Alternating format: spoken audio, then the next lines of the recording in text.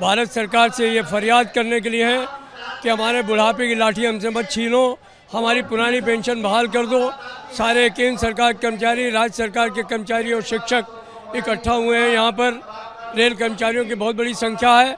आने वाले समय में सरकार अगर हमारी बात को शालीनता से अच्छे तरीके से मान लेगी तो भारत सरकार से हमारा कोई झगड़ा नहीं है, हमारा कोई राजनीति नहीं है।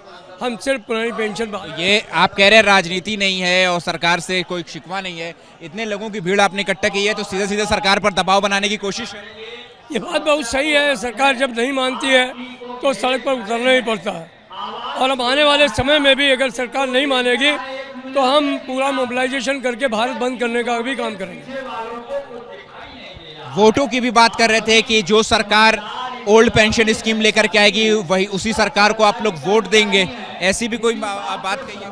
हमारा कोई राजनीतिक एजेंडा नहीं है, लेकिन आपने देखा हिमाचल में, आपने देखा कर्नाटका में, जहाँ जहाँ पुरानी पेंशन एक मुद्दा बनी वहाँ पर जो सरकार सत्ता में थी वो चली गई।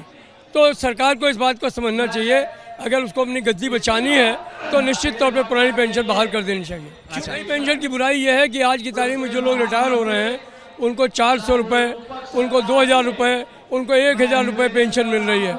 इन 2000 में, 1000 में, 3000 में कैसे लोगों का जो है भविष्य गुजरेगा?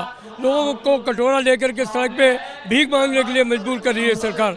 सरकार को ये बात समझनी चाहिए, अगर वो सबका साथ, सबका विकास और सबका विश्वास चाहती है तो फिर इसमें सरकारी कर्मचारी भी आते हैं। पुरानी पेंशन और नई पेंशन स्कीम में क्या मूलभूत डिफरेंसेस हैं? सबसे बड़ा मूलभूत अंतर यह है कि पुरानी पेंशन नीति में हमारे जो आधी तनख्वाह है पेंशन की, वो आधी तनख्वाह का जो है वो पेंशन में मिलती थी और उसके ऊपर हमको डियरनेस रिलीफ मिलने का काम होता था।